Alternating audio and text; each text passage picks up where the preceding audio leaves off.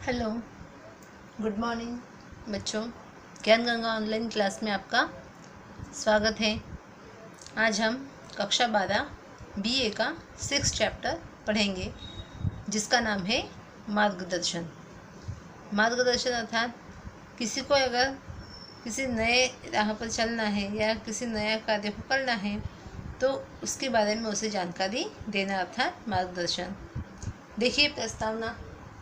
संचालन कार्यों में मुख्य रूप से आयोजन, प्रबंध, कर्मचारी व्यवस्था और नियंत्रण का समावेश होता है, परंतु संचालकों द्वारा लिए गए निर्णयों का अमल तो मार्गदर्शन द्वारा ही होता है। मार्गदर्शन आयोजन और व्यवस्था तंत्र द्वारा लिए गए निर्णयों को लागू करता है। कर्मचारियों को सौंपा गया कार्य करवाना यह मार्गदर्शन का कार्य है। मार्गदर्शन का क्या कार्य है कि जो कार्य कर्मचारियों को सौंपा गया है वह कार्य उनसे करवाना। व्यावसायिक इकाई का ध्येय अनेक व्यक्तियों के सहयोग के बिना सिद्ध नहीं हो सकता है। संचालक द्वारा अपने अधीनस्थों को की देखरेख करना, उनको सूचनाएं और आदेश देना तथा सक्रिय नेतृत्व प्रदान करना, इन सभी का मार्गदर्शन में समावेश होता है। प्रत्येक इकाई के कर्मचारियों की कार्यक्षमता मार्गदर्शन पर आधारित है। मार्गदर्शन देने वाला सक्षम हो तो सामान्य कर्मचारी भी उत्तम परिणाम देता है। इसके बजाय मार्गदर्शन देने वाला अकार्यक्षम हो तो अच्छा कर्मचारी भी अपेक्षित परिणाम नहीं दे सकता है। इस प्रकार सक्षम मार्गदर्शन संचालन का अनिवार्य अंग है। कैसा अंग है यह? सक्षम मार्गदर्शन संचालन का अनिवार्य अंग है। व्यावसायिक इकाई में मार्गदर्शन और दिशा निर्देश देने का कार्य युद्ध में व्यूह रचनाओं के निर्माण कार्य जैसा है। उसमें साधन सामग्री और मानव शक्तियों का उपयोग विशिष्ट प्रथाओं को केंद्रित करने के लिए स्थान अर्थतंत्र की उलझन भरी बातें और व्यावसायिक इकाई के सातत्य आदि के विषय में विचार करना और आदेश देने के साथ ही नैतिक तथा औपचारिक दायित्वों का समावेश होता है। हम देखते हैं मार्गदर्शन का अर्थ कि मार्गदर्शन किसे कहते हैं। तो सामान्य अर्थ में कहा जाए तो मार्गदर्शन अर्थात कर्मचारियों को मार्गदर्शन देना, उनको उनके कार्य से परिचित करवाना, उनकी देखरेख करना और उनके कार्य उत्साह को बनाए रखना। कर्मचारियों को लक्ष्य प्राप्ति के लिए मार्गदर्शन देने का कार्य अर्थात मार्गदर्शन कहलाता है। मतलब ये कहा जा सकता है कि मार्गदर्शन अर्थात कि कर्मचारियों की राह को प्रशस्त करना, दिशा निर्देश करना और उन्हें उनके कार्य से परिचित करवाना तथा उनके कार्य को करने का जो उत्साह है उस उत्साह को सतत बढ़ाए रखना, यही मार्गदर्शन कहलाता है। आगे देखते हैं। कुंतज एवं ओडोनल के अनुसार अधीनस्थों को मार्गदर्शन देना और उनकी देखरेख करने का नाम मार्गदर्शन है। मार्गदर्शन यह ऐसा कार्य है जो निर्धारित किए गए उद्देश्यों की प्राप्ति के लिए सहायकों को आदेश देकर उनका निरीक्षण करता है। अब हम देखते हैं मार्गदर्शन के लक्षण कि इसमें क्या क्या लक्षण है। सबसे पहला तो है कि यह उद्देश्य लक्ष्य प्रवृत्ति है। मार्गदर्शन का उद्देश्य कर्मचारियों को मार्गदर्शन देकर उन्हें प्रोत्साहित करना है, जिससे व्यवसाय का लक्ष्य सिद्ध हो सके। मतलब व्यवसाय ने जो लक्ष्य रखा गया है व्यवसाय के द्वारा, तो वह लक्ष्य सिद्ध हो सके, इसके लिए क्या किया जाता है? मार्गदर्शन किया जाता है। इस प्रकार मार्गदर्शन एक उद्देश्य लक्ष्य प्रवृत्ति कहलाती है। दूसरा है संचालन के सभी स्तरों पर होता कार्य। मार्गदर्शन का कार्य ऐसा है जो संचालन के सभी स्तरों पर होता है। उच्च अधिकारी अपने अधीनस्थ या अपने अधीन कार्य करते विभागीय अधिकारियों को लक्ष्य, नीति तथा प्रबंध की बातों के संबंध में मार्गदर्शन देते हैं। इसी प्रकार निम्न स्तर पर निरीक्षक, जोबर और फोरमैन को सूचना तथा आदेश देते हैं और जोबर फोरमैन अपने अधीन कार्य करने वाले श्रमिकों को मार्गदर्शन देते हैं।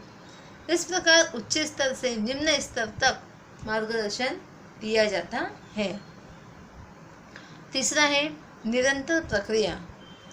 व्यवसाय एक ऐसी प्रक्रिया है जो लगातार चलती रहती है। हाँ, नुकसान हो या बंद हो रही है इकाई, बहुत ज़्यादा हानि में है तो बंद हो सकती है, लेकिन व्यवसाय नाम की जो प्रवृत्ति है वो बंद नहीं होती है। तो देखिए, व्यवसायिक इकाई की प्रवृत्तियाँ जब तक चलती है तब तक मार्गदर्शन भी अविरत रूप से चलता रहता है, क्योंकि हर समय श्रमिकों को कार्य करने के लिए उनका मार्ग प्रशस्त करना पड़ता है।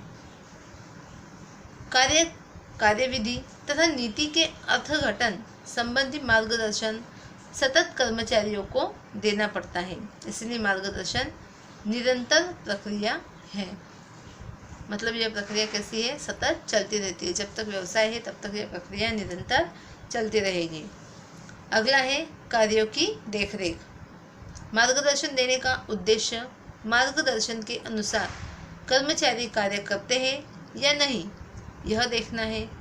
मार्गदर्शन मात्र आदेश या दिशा निर्देश देने की प्रक्रिया नहीं है, बल्कि दी गई सूचनाओं और आदेशों के अनुसार कार्य होता है या नहीं, इस संबंध में देखरेख की प्रक्रिया भी है। मतलब कि जो आदेश दिया गया है उस आदेश के अनुसार कार्य हो रहा है या नहीं हो रहा है, यह भी देखना किसका कार्य है? मार्गदर्शन का कार्य है। नेक्स्ट है विशाल कार्यक्षेत्र। मार्गदर्शन का कार्यक्षेत्र विशाल है।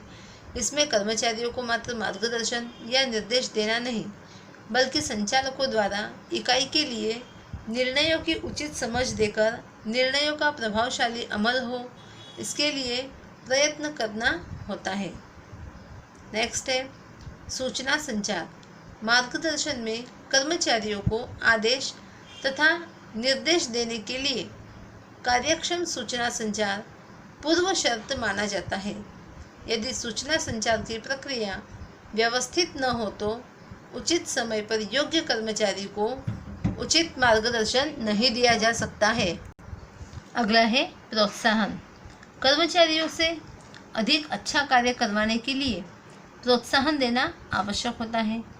कर्मचारियों को प्रोत्साहित करने के लिए उच्च अधिकारी व्यक्तिगत मार्गदर्शन देते हैं। ऐसे मार्गदर्शन से कर्मचारियों के प्रश्न और दुविधाएं दूर होती हैं, उनमें विश्वास का संचार होता है, जिससे अधिक अच्छा कार्य करने का प्रोत्साहन प्राप्त होता है। अगला है निम्नगामी प्रवृत्ति। मार्गदर्शन निम्नगामी प्रवृत्ति है।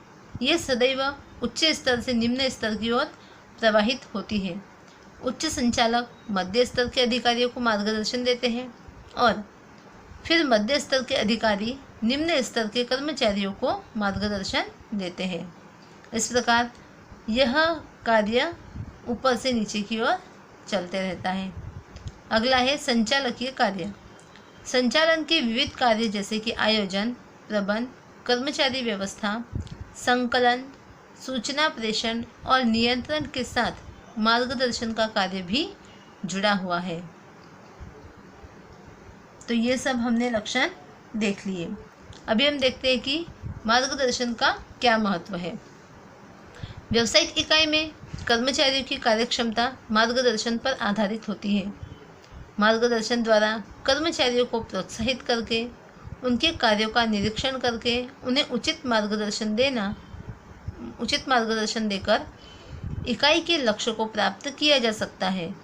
संचालन प्रक्रिया के विविध कार्यों में से मार्गदर्शन का कार्य विशिष्ट महत्व रखता है। अब क्यों महत्व रखता है यह हम देखते हैं। सबसे पहले तो यह क्या है कि कार्यक्षमता में वृद्धि, मतलब यह क्या काम करता है? मार्गदर्शन कर्मचारियों की कार्यक्षमता को बढ़ाता है। देखिए, व्यवस्था तंत्र तभी कार्यक्षम बनता है जब उससे कार्यरत कर्मचारियों को विभागीय कार्यों के विषय में उचित मार्गदर्शन दिया जाए। मार्गदर्शन के कारण कर्मचारी को अपने कार्य, दायित्व और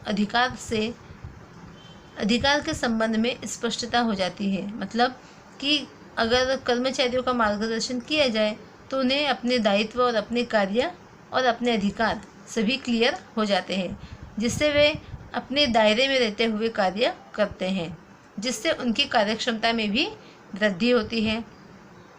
अगला है कार्यक्षमता का विश्लेषण। मार्गदर्शन द्वारा कर्मचारियों के कार्य का विश्लेषण किया जाता है, मतलब उसके कार्यों की जांच की जाती है, उनके कार्य का मूल्यांकन किया जाता है। मार्गदर्शन के अनुसार कार्य हुआ है या नहीं हुआ, कितनी मात्रा में कार्य हुआ है, उसकी कार्यक्षमता में कितनी वृद्धि हुई और आदि विषयों का विश्लेषण और मूल्यांकन हो सकता है। मतलब कि कर्मचारियों की कार्यक्षमता की जांच की जाती है और उसमें कितना बदलाव हुआ है यह देखा जाता है। अगला है कर्मचारियों को प्रोत्साहन। मार्गदर्शन के कारण कर्मचारियों को उचित कार्य पद्धति तथा नीति नियमों से परिचित कराया जा सकता है। उनकी कार्य संबंधी दुविधाएं दूर की जा सकती है, जिससे कार्य करने का प्रोत्साहन प्राप्त होता है। अब तीसरा क्या बताया है, कर्मचारियों को प्रोत्साहन, मतलब कि मार्गदर्शन के जरिए कर्मचारियों को प्रोत्साहित किया जाता है और जिससे वह क्या करते हैं कि जो कार्य पद्धति और नीति नियम बनाए गए हैं उससे परिचित हो जाते हैं, साथ साथ उसी के अनुसार वह कार्य करते हैं और आने वाली जो भी दिक्कतें हैं वह जान जाते हैं, फिर उन्हें दूर आसानी से किया जा सकता है, जिससे उनका प्रोत्साहन लगातार बढ़ता रहता है। अगला है प्रभावशाली आयोजन। व्यावसायिक इकाई के सभी कार्यों का आयोजन किसी एक व्यक्ति द्वारा संभव नहीं है। व्यवसाय कोई एक व्यक्ति कर सकता है क्या? नहीं। और उसके द्वारा होने वाले कार्य भी एक व्यक्ति द्वारा संभव नहीं है। तो आयोजन करने वाले अधिकारी सहायकों की सहायता से आवश्यक जानकारी एकत्रित करके आयोजन का निर्माण करते हैं। आयोजन द्वारा निर्धारित किए गए लक्ष्यों को प्राप्त करने का कार्य मार्गदर्शन द्वारा होता है। मतलब कि प्लानिंग जो की जाती है उसको अमल में लाने के लिए का कार्य कौन करता है? मार्गदर्शन करता है। अगला है प्रभावशाली व्यवस्था तंत्र। मार्गदर्शन के कारण प्रत्येक कर्मचारी को उसके अधिकार और दायित्व का पता चलता है। इसके अतिरिक्त अधिकारियों के आदेशों और सूचनाओं का उचित रूप से पालन होता है। इससे समग्र व्यवस्था तंत्र प्रभावशाली होता है। नेक्स्ट है संकलन और सहयोग। मार्गदर्शन के द्वारा कर्मचारियों के कार्यों का संकलन साधा जा सकता है। कर्मचारियों के व्यक्तिगत उद्देश्यों को इकाई के मुख्य उद्देश्य के साथ जोड़ा जाता है।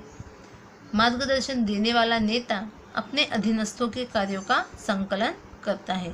मतलब मार्गदर्शन के जरिए क्या किया जा सकता है कि कर्मचारियों को एकजुट किया जा सकता है और उसके उद्देश्यों को, उसके मेन उद्देश्यों को किससे जोड़ा जा सकता है? मुख्य उद्देश्यों के साथ जोड़ा मतलब व्यक्तिगत उद्देश्यों को इकाई के मुख्य उद्देश्य के साथ उसे जोड़ा जाता है। अगला है नियंत्रण कार्य। मार्गदर्शन देने से कर्मचारियों की कार्य संबंधी भूलों और कमियों की संभावना घटती है। इससे निर्धारित लक्ष्यांकों के अनुसार कर्मचारियों से काम लेना सरल हो जाता है। इस प्रकार नियंत्रण कार्य आसान हो जाता है। नेक्स्ट है कार्य उत्साह में वृद्धि। मार्गदर्शन देने से कर्मचारियों का कार्य के प्रति दृष्टिकोण परिवर्तित होता है, रुचि में वृद्धि होती है। जब कोई अवरोध पैदा होता है तो कर्मचारी उसका समाधान कर सकते हैं। परिणाम स्वरूप कार्य का सातत्य बढ़ता है, जो कर्मचारियों के उत्साह में वृद्धि होती है। देखिए, कर्मचारियों का अगर पहले से ही मार्गदर्शन कर दिया जाए तो क्या होगा कि उनकी कार्य के प्रति रुचि क्या होने लगती है? बढ़ने लगती है। देखने का जो नज़रिया है वह बदल जाता है और जो भी दिक्कतें आती है उसका समाधान वे आसानी से कर सकते हैं, जिसका अच्छा परिणाम क्या होता है कि कंपनी के कार्य क्या होने लगते हैं कि सतत चलने लगते हैं और कर्मचारियों का उत्साह भी लगातार बढ़ते रहता है। अगला है विचलनों की खोज।